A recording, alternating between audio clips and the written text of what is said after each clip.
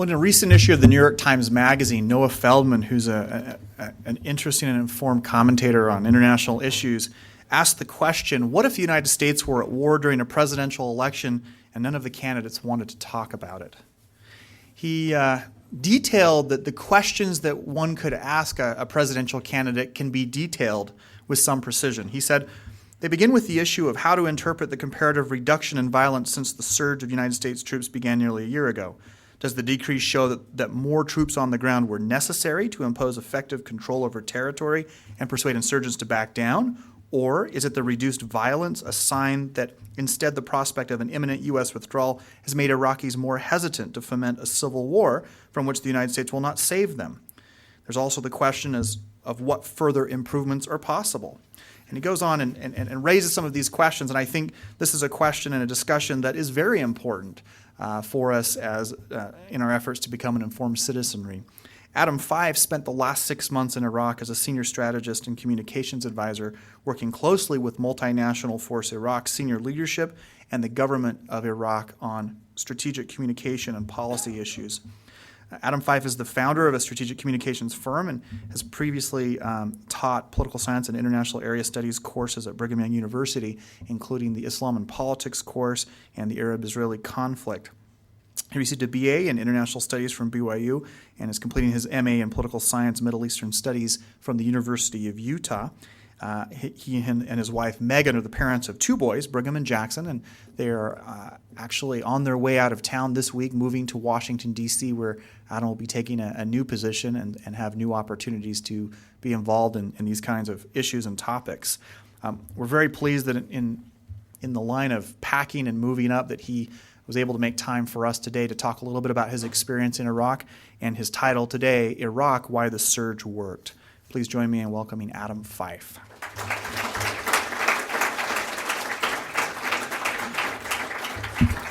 Thank you, Corey. For some reason, you guys make me more nervous than a room full of generals or reporters, so I hope that this goes well and I'm able to kind of explain what it is that what my viewpoints are. And I need to clarify that these are my own personal viewpoints. They're not the viewpoints of the Department of Defense, who is a client of mine, or for that matter, the individuals I worked with in Iraq.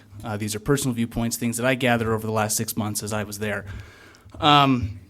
What I'd like to do is give you a quick rundown of Al-Qaeda in Iraq, kind of who they are, their organizational structure, and then jump into the different elements, what happened and why things fell the way for the United States, which I argue they will.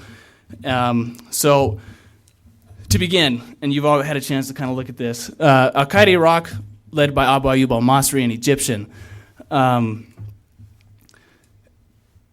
this first point is very key.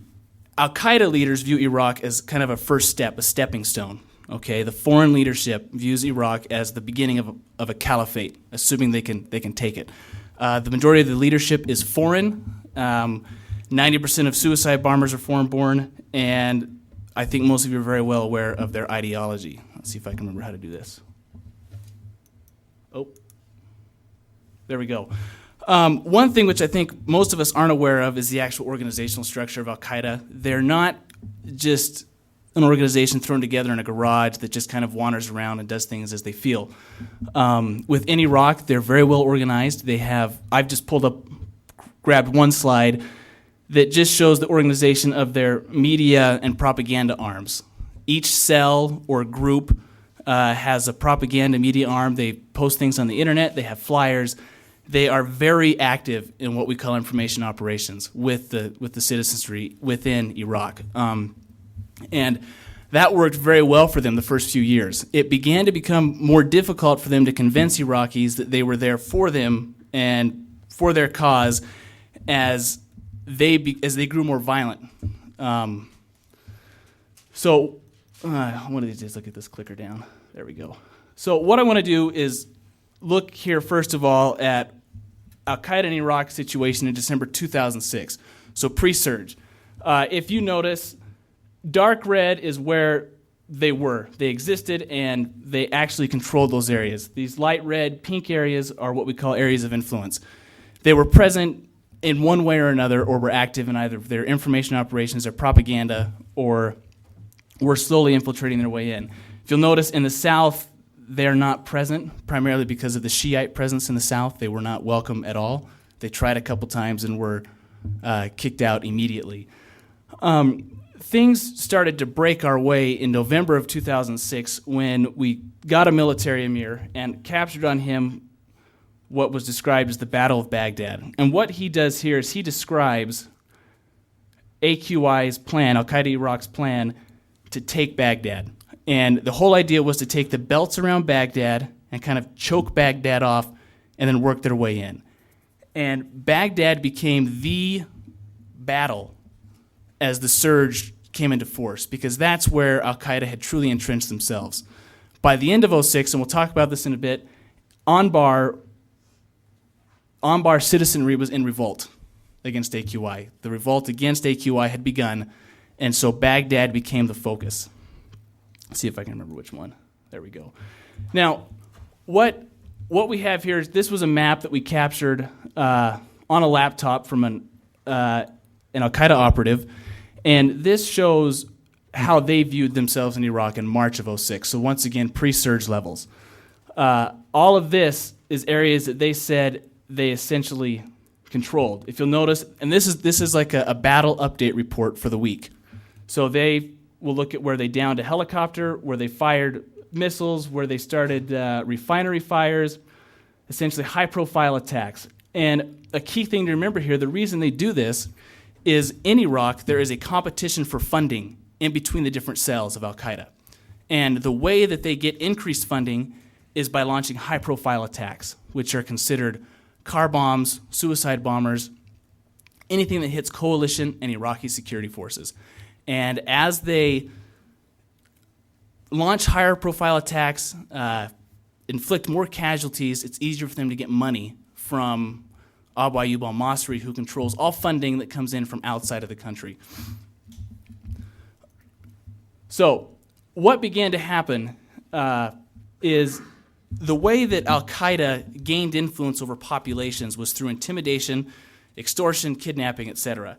And these levels of violence got to a point to where the Iraqis said, enough is enough. They primarily targeted...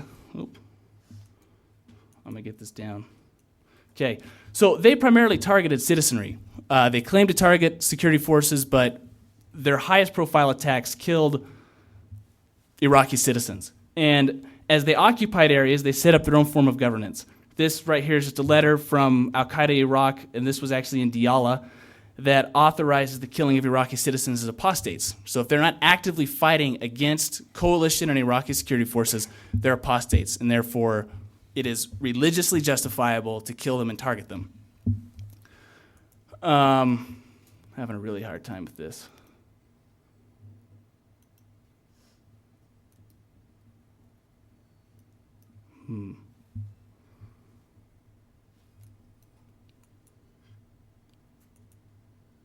There we go. Okay. Now, what I've got here are just, in May, we took, they have torture houses set up throughout Iraq. And in one of the torture houses, we found a manual that we've since learned is mass-produced, is given to the cells to show how to torture their captors, their captees. You'll see various examples. On the left is a blowtorch that is used to burn the skin. Below that, you'll see here on the foot, that's what happened there. They strap them to the bed. They can't move, and they'll burn their foot, okay, until it opens up. The second one is they hang them arms tied behind their back from the ceiling, pull them up, and then attach cords which are attached to a car battery, and they'll do that. Now, so you got to drill through the hand. The farther right one is obvious. They will cut off the hand. These were done for things as simple as smoking a cigarette, for having a relative who had joined the Iraqi army. They did not discriminate between men, women, and children. They had no problem with it. They didn't care if you were 8 or 9 or if you were 90. If they felt you were guilty, this is typically what happened to you. Mass executions also became fairly typical, and here you just see an individual who was tortured, who coalition forces got before he was hit. Now, we've talked a lot about how violence against the Iraqi people increased, and then the Iraqis decided that they'd had enough. Anbar province was kind of the first example of where the civilians said, we've had enough. This happened actually before Bush announced the plan for the surge. This was in November and December of 2006. And into 2007, so right here we've got, so this is the first week of 2007. So we see an increasing level of what are high-profile explosions, car bombs, suicide attacks, etc. So 4,500 attacks in 2007 targeted civilians, 3,800 civilians were killed, and almost 18,000 civilians were injured due to the violence inflicted on them by Al-Qaeda Iraq. Now, things began to break our way when we began to come across. Now, the surge came in, and the biggest difference that the surge did is it put boots on the ground. Prior to the Petraeus plan of when he showed up, most soldiers lived in big bases like Victory, which is just outside of Baghdad, and you would have 25,000 troops in a massive complex that rarely, if ever, left that area. They would maybe do 1 or 2 patrols a day. What Petraeus did with the extra troops is he created forward operating bases and put what we call boots on the ground in all the neighborhoods throughout Baghdad, up into Bakuba and Mosul, all across Iraq. And these soldiers went out multiple times a day on patrol. And they didn't just go out on patrol to arrest terrorists. They went out on patrol to knock on doors instead of kick down doors and talk to people and begin to create a relationship with the Iraqis for whom they had the security responsibility. It sounds like common sense, but it wasn't necessarily a technique that had been used prior to Petraeus showing up. And that started to make a big difference. And part of that was that we began to get better intelligence. And some of that intelligence we gathered led us to the emir of the Syrian border, okay, the Al-Qaeda emir of the Syrian border. We got him, and on him we found a series of papers. This middle one was perhaps the most important. It had a list of 750 foreign terrorists who were in Iraq at that time. And what we were able to do is we took those terrorist names one by one and did what we call walk back the cat. We went in reverse order and figured out where they came from, and then began to work with host nations, Syria, Libya, etc., to kind of interdict these individuals before they actually came into Iraq. The other thing it did is it showed us just how organized Al-Qaeda was within Iraq. On the left, you have a bio that every foreigner that entered Iraq to work with Al-Qaeda filled out. It was typed, it was saved, and it was stored. On the right is a pledge that is formalized with a fingerprint. When you showed up as a foreign terrorist, you surrendered your passport and any money you had on your person. You were hosted by a family, typically somewhere in the middle of nowhere in Anbar province, where coalition forces weren't operating. And then when the time came for you to carry out your suicide attack, a phone call was made, and you were sent out to take care of it. Now, what happened in 2007 that we began to see, especially towards the end, is as surge forces moved out and began to interdict all of these little cells that Al-Qaeda had throughout Iraq, the foreign terrorists who came there to only be suicide bombers began to grow very frustrated because they were sent there saying you were going to be able to kill 30, 40 occupiers, coalition forces. And that for them was worth it. Frustration began to mount by June, July, and August, and we've got documents that will show us this, and some have been released, as they were then being sent to target 1 or 2 people. And a lot of them determined, you know what, that's not worth it in my mind. And so we saw an exodus of individuals who left because they said, you know what, this isn't worth it because of the security gains that had happened. Now, the security gains happened, we talked about the surge forces, so the coalition surge, which was, for that matter, all American. The Hungarians, I believe, sent maybe 1,000. The rest were us. The big thing that happened is what we talked about, the concerned local citizens. And these are individuals who decided that they'd had enough with Al-Qaeda. Their violence was too much. And we have to look at this and be honest and say this wasn't necessarily a vote for the coalition and coalition presidents and presence. It was a reaction to what Al-Qaeda was doing to them. They did not have the firepower to take these guys out.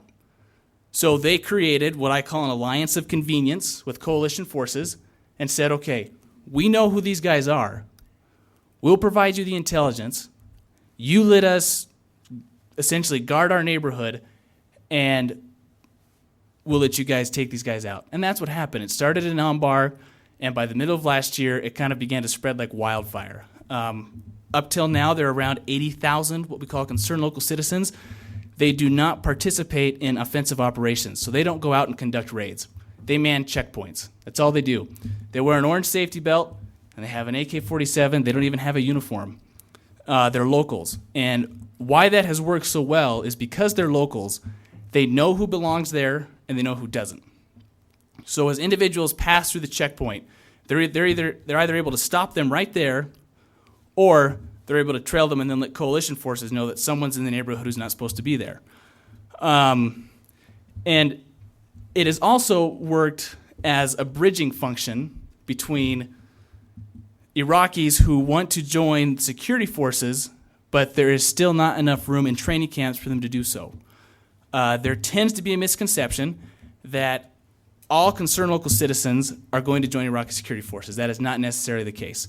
25 to 30% have expressed a willingness to do so, but before they're able to do it, they have to actually pass through a vetting system that makes sure that they're fairly clean, and they can then go from there. The other 75%, as the Concerned Local Citizen program is gotten rid of, which it will be within the next year. This is not a permanent thing. This is, once again, it's all a bridging function to both keep people busy and give them a paycheck, and to also involve them in their own security.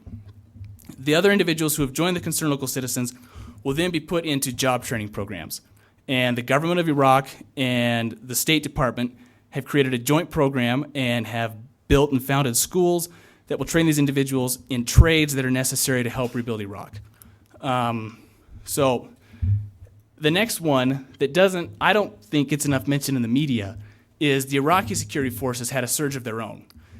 In 2007, Iraqi security forces, which includes the Army, the police, and the National Police, okay? So those three branches grew by 106,000. And they actually became a fairly capable fighting force. And the thing to remember now is that there are more Iraqi security forces participating in operations against Al-Qaeda and other extremists than there are coalition forces. So they take up the lead. They take the brunt of casualties, which is typically 2 to 3 times that of coalition forces. I believe right now I put it up here, so almost 570,000. I looked it up again last night. They're authorized for 750,000 is where they're currently at. And they plan on filling that by June of 2009, so the middle of next year. They're not perfect. They have a lot to learn, but the military, in their more practical fashion, decided that they would then bring back individuals who had been kicked out under the CPA, under the debathification and disbanding of the Iraqi army, and brought back typically colonel and below, those who wanted to come back. And it brought back expertise and experience that then allowed the security forces to grow in a way that had not happened prior to 2007. And all of these are initiatives that General Petraeus brought with him when he arrived. The other important thing is that prior to 2007, there was this idea that Iraq had to be like America. It had to be the same, had to have the same police system, had to have the same military force, had to have the same governance system. And reality kind of set in at the beginning of 2007, and they realized, number one, that Iraq is not like America, and it's never going to happen. So instead of trying to make the police force like an American police force, typically in the Middle East you have 3 types of police, and I know some of you have heard me use this example before. You have traffic police who stand in the traffic circle and they direct traffic. You have station police who stay in the station. They don't leave the station. They're there. They're writing reports or whatever, and you have police who are on patrol. Those are the guys who are out handing out tickets, occasionally making arrests. Prior to 2007, we tried to combine all 3 into one. So they would work at the station, they'd be on patrol, but they'd also be handing out speeding tickets and controlling traffic. It didn't work. It was an utter failure. And when Petraeus came, he looked at that and said, this is an absolute waste of time. Why reinvent the wheel? And within 2 months of him saying, we're going to go back to the way it was under Saddam and the way it is typically throughout the Middle East, you actually had a fairly well-functioning police force. The Iraqi police, not the national police, are fairly independent and for the most part do a very good job of securing neighborhoods. They also got rid of the idea of once a policeman was trained of shipping him, let's say that you're from Baghdad, they said that used to be, well, we're going to ship you to Bakuba. You're going to work there. And they had a 50, 60% attrition rate of police who said, well, I don't want to go to Bakuba. I want to go back to Baghdad where I'm from. And because that's not the way things were. And they changed that. They let them patrol their local neighborhoods. And what that did also is they once again knew who was supposed to be there and who wasn't supposed to be there. And that led to an increased security and also an increased level of trust by the Iraqi people towards the Iraqi police. There is a huge problem in Iraq of distrust of the national government and typically individuals associated with that and arms, branches like the military or police force. That is changing as the coalition has decided that they don't need to reinvent the wheel. We're just going to go back and kind of make things the way they were as far as security forces. All right, the other big one is the Sadr ceasefire, which was, I believe, late August, early September. And there's a very interesting story behind all of this. The Sadr ceasefire came to light after there was a gun battle in Najaf between Sadr's forces, Jaish al-Mahdi, JAM, okay, and Sikh, which is another Shiite party, the Badr Corps, okay, so they each have their own militias. And they got into a firefight in the middle of a pilgrimage, and 50 to 60 people were killed.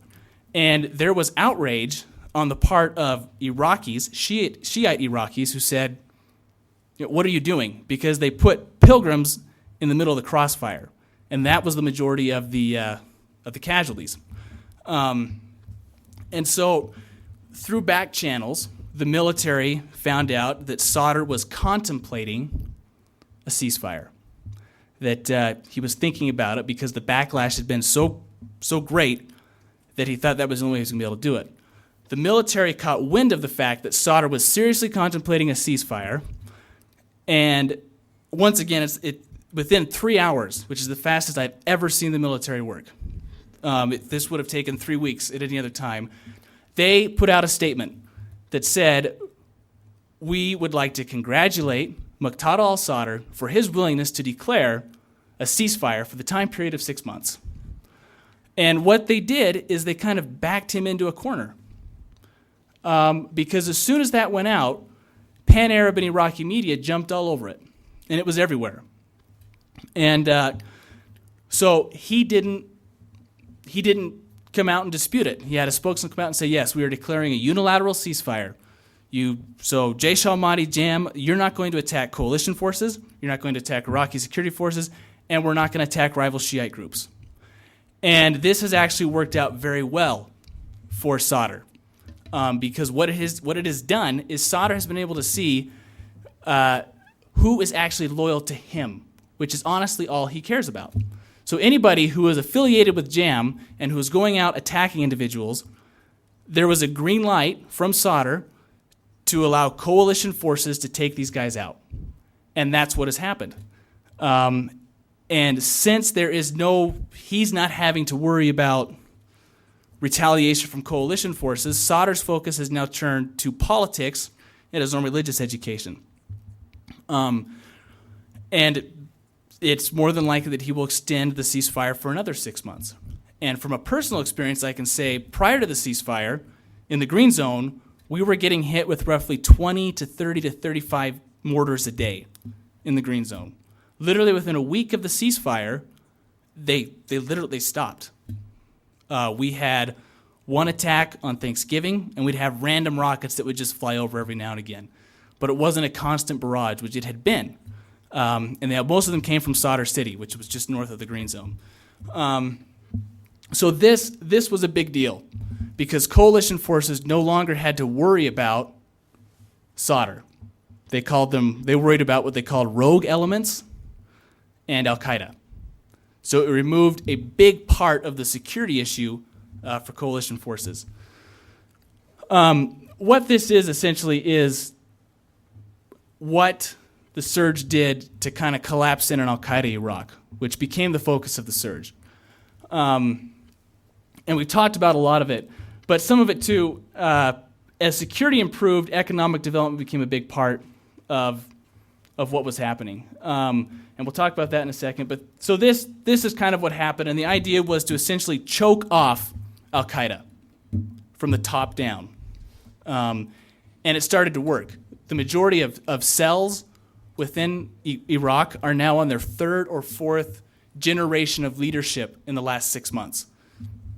In other words, we got the emir who had been there for a couple years, and then when he was replaced, we got him, and then when he was replaced, we got him, and then when he was replaced, we got him.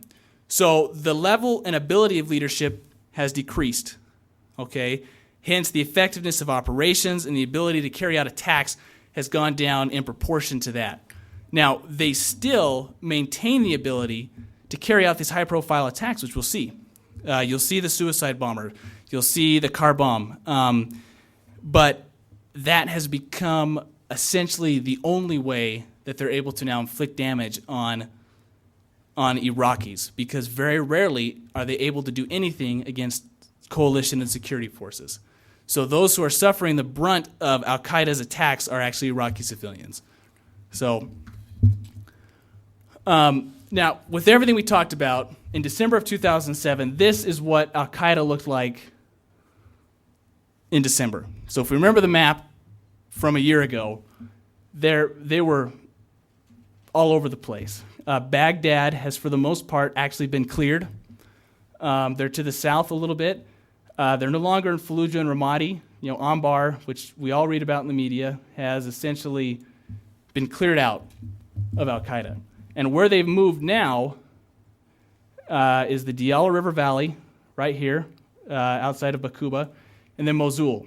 Mosul continues to be their, they can't lose it, they won't lose it, because it's how they get everything in. Majority of everything comes in through Syria. That's how they get their funding. That's how they get weapons. That's how they get foreign terrorists who are the suicide bombers. They can't lose Mosul, and that's the next big fight. So Mosul will be the Baghdad of 2007. That's what's going to happen this year.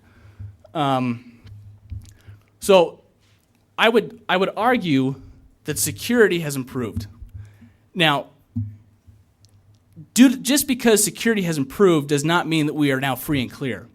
With security improving and looking like we'll be able to maintain that security, the focus now becomes what I think is actually the far more difficult piece of putting Iraq back together and allowing it to be a stable, self-functioning government.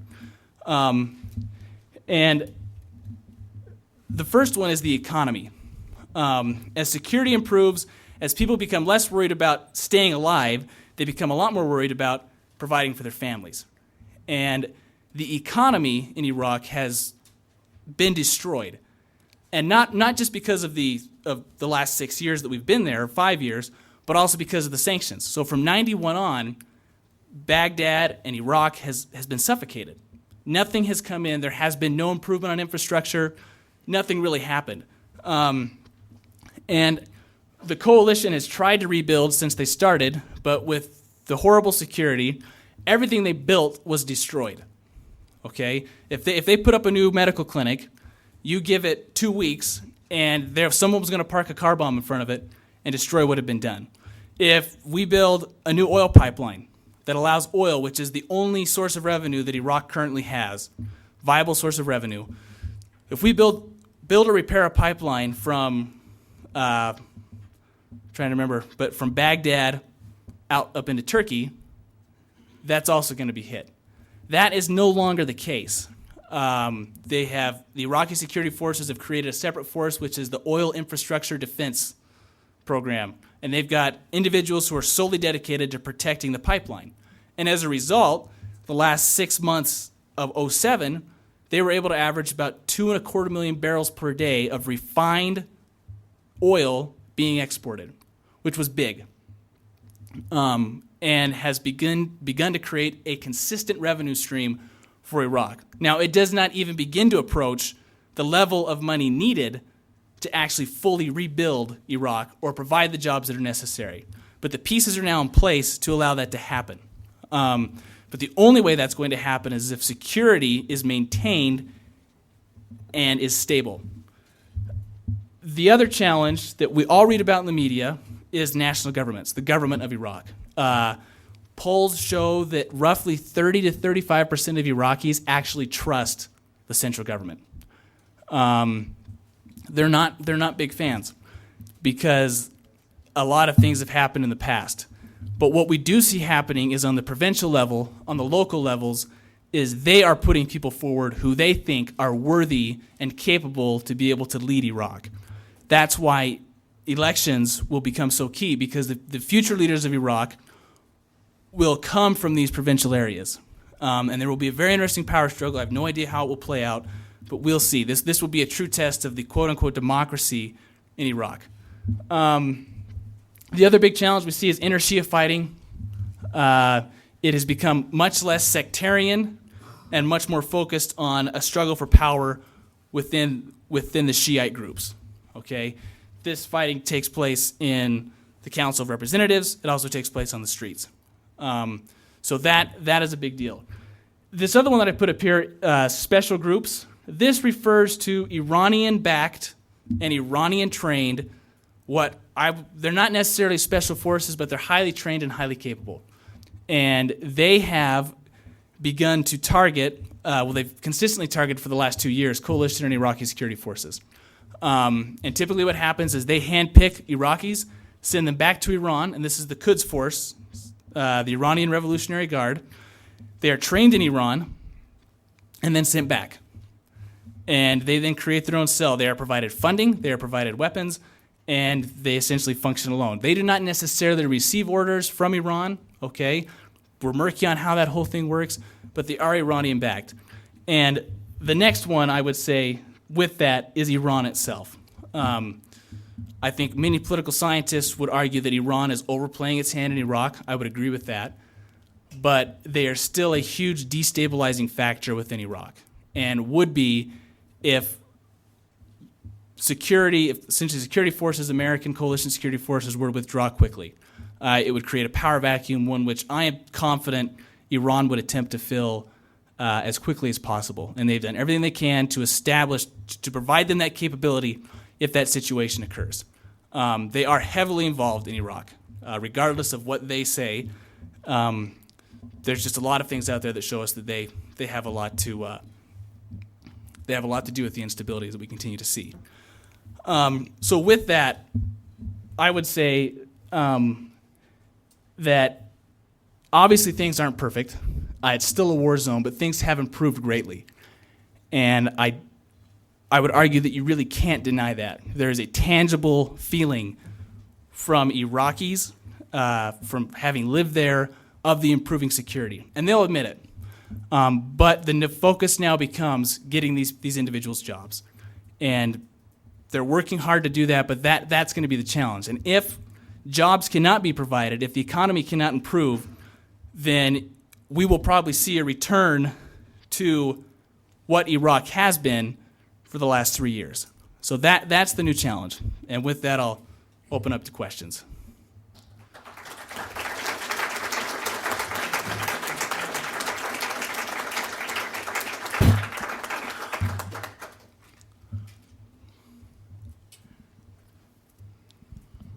Thank you very much, Adam, on a very enlightening talk.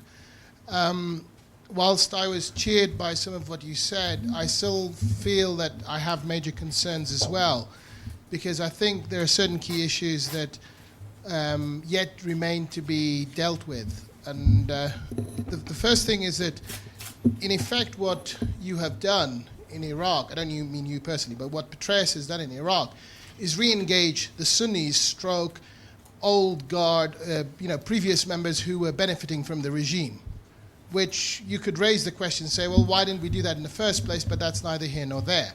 And that obviously seems to be working.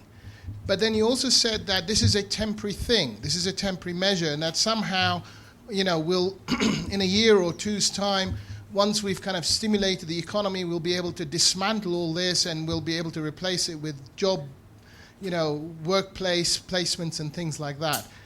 And you and I both know that that's not exactly how it works there. And the whole point why these people are cooperating is because they're ultimately jockeying for position in what they perceive to be a future Iraq.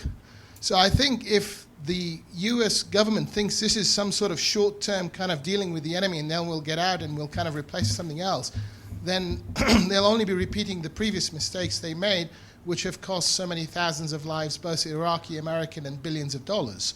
The other point is, and you mentioned Iran.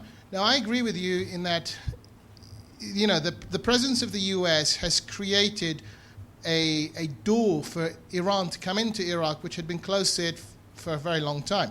Now, if the US were to withdraw right now, yes, that would create a power vacuum which the Iranians would be able to exploit far, far, far more to their advantage than anybody else.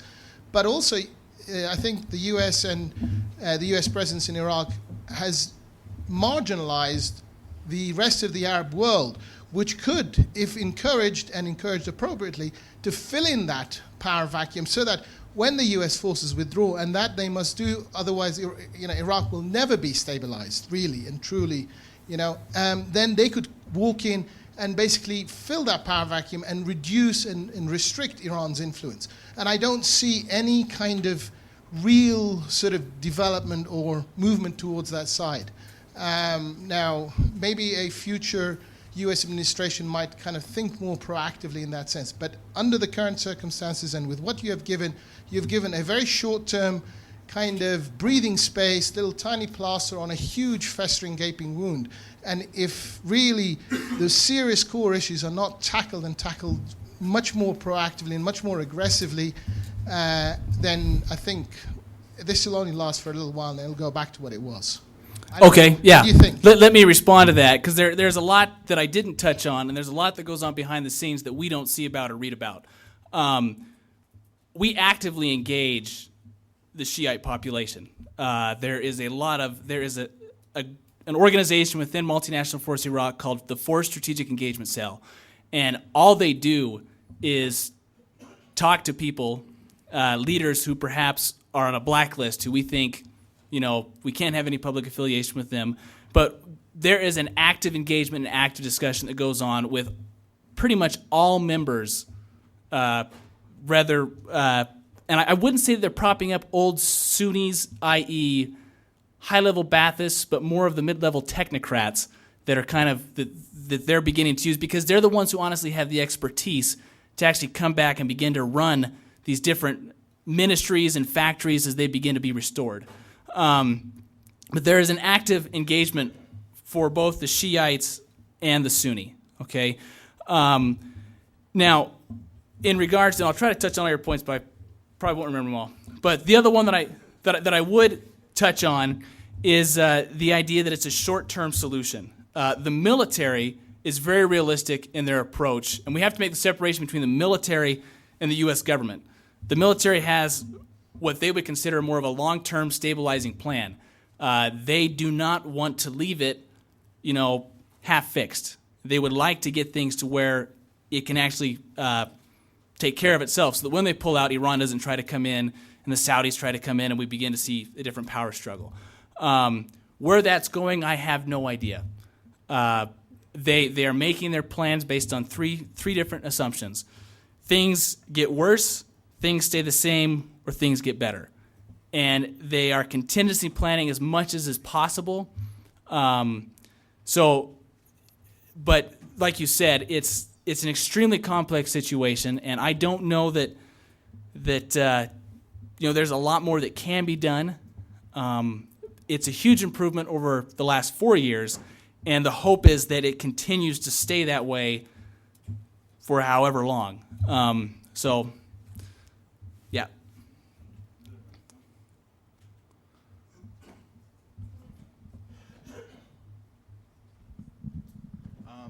As you know, we have an election coming up with like a presidential election, and many of the Democratic candidates, Hillary and Obama, have campaigned on the promise of bringing the troops out of Iraq.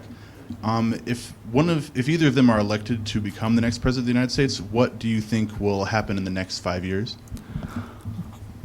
My personal opinion is, and honestly what I think will happen, is they will be elected president. They'll sit down for their first intelligence and security briefing, and they will then be confronted with the reality of Iraq, which, with politics removed, saying, here's what's going on, and I think within a week they'll come out and say, we're going to leave it to our commanders on the ground to resolve the situation. They have, both Clinton and Obama have backed off quite a bit of their initial promises of 2 or 3 months ago. I can't remember who was who, 60 days or 18 months, we're going to have all these guys pulled out. My guess is that once they're briefed on the reality of what's going on, they'll realize that we can't leave in such a short time frame. There may be some acceleration of withdrawal, but I don't think we'll see a major change. Tell us your name if you could. Oh, sure. I'm Max Stoneman. I'm a Middle East Studies Arabic major. And I have 2 questions, actually. First of all, do the successes of the surge over the last year prove or show that the original Rumsfeld strategy was, in fact, wrong for Iraq? And my other question is, assuming that current trends of improvement continue, how soon do you see us leaving Iraq? Okay, in answer to your first question, and I believe most military commanders will agree with you, as would Secretary of Defense Gates, that yes, the Rumsfeld strategy was wrong. There's no way around that. If you look at the first 4 years and you read what actually happened and you talk to people who were there, if you know anything about the Middle East or anything about Iraq, you just kind of sit there. You just go, what? What was going on? And my personal opinion is I like to look at it as an ideology run rampant without being checked by reality or not being allowed to be checked by those who could provide a better input. In answer to your second question, I don't see us leaving Iraq anytime soon. And by that I mean we will probably have to be in some form of Overwatch capacity for the next 10 years if we want to keep, and once again, these are my own opinions. This has nothing to do with the individuals that are my clients or who I work with and represent. Realistically, I think majority of forces could be drawn down by the end of 2009, first half of 2010. But you're going to be left behind with anywhere from 10 to 30,000 troops who are there to aid as needed. Politicians are not going to want that, and that's when I think it will get very interesting when we're down to 20% of what we have in there right now. What is going to happen? But we can't leave anytime soon. We've created a mess. That's the truth of it, and I don't think we can leave until we've made it somewhat right and fix it to provide some form of stable and secure environment, and that may or may not include democracy. So, sorry, back there, he's in the blue shirt. He had his hand up earlier. Thanks. I'm Chris Lewis. I'm Middle Eastern Studies and Arabic major. And I kind of had 2 short questions. The first one is, what if you could tell us what the relationship between Al-Qaeda in Iraq and Ansar al-Islam are? And then what the Kurds think about Al-Qaeda in Iraq? And then my second question, it was asked before, but I didn't get the answer. Why aren't other Arab forces involved? Okay. Ansar al-Iraq, if I'm not mistaken, is more of an insurgent group. They're nationalist.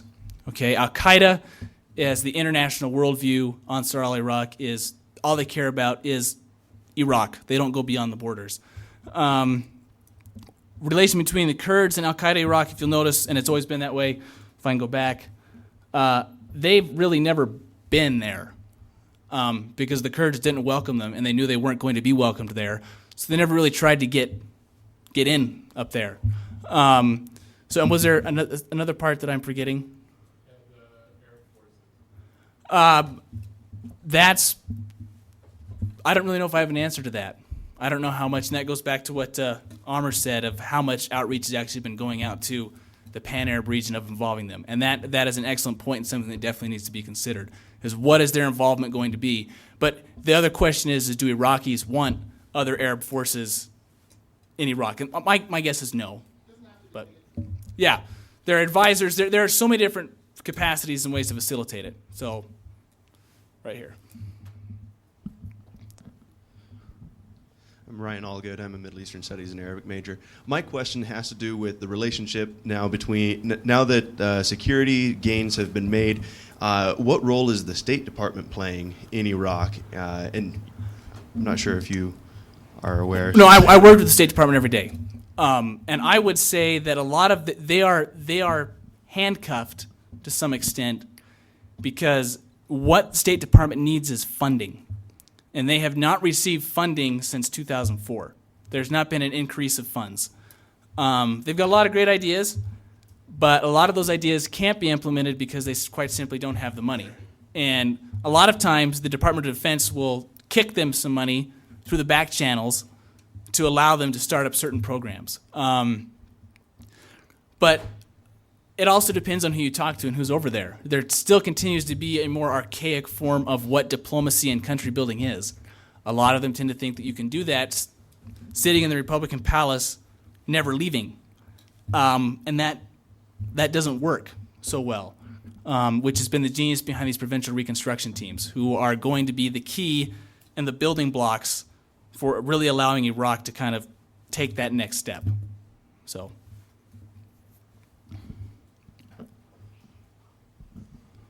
My name is Jason Cabating, and I'm a Latin American Studies major.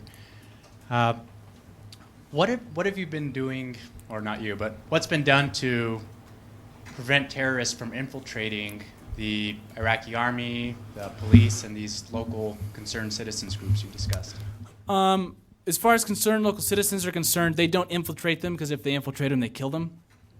They'll take care of that themselves. As far as the police force, the Iraqi police really have very little issue with infiltration from terrorists. The Iraqi National Police, which is kind of more of your SWAT team, they're the guys that are out there arresting, that had some real problems through the middle towards the end of last year. And they went in at the behest of the coalition and fired half the leadership of the Iraqi National Police and reduced the forces by about 40%. Anybody who had any ties to any insurgent group, whether it be Sunni or Shia, was given the boot because the Iraqi National Police had a real problem. They are very careful now, and have always been with the Army, in vetting individuals who volunteer to sign up. There is a 9-step process that these individuals have to go through to make sure that they're as clean as possible and can get in there and participate. 95% are accepted. There's roughly a 5 to 7% rejection rate. Now, there's no way to ensure 100% that there's not going to be issues, that it's not going to be infiltrated. The American military has the same problem. But so there are always going to be cases or examples, but I can say they're really trying to make sure that does not happen. So, but it's not foolproof. Any other questions? Wrap up and maybe talk a little about advice for students who are studying Arabic and who are looking at careers. Okay. The one thing I've learned is that if you're studying Arabic, you actually have a career outside of government. I used to think that was not a possibility. So there are a lot of private groups who will hire you based on your Arabic skills, either for language or area knowledge. And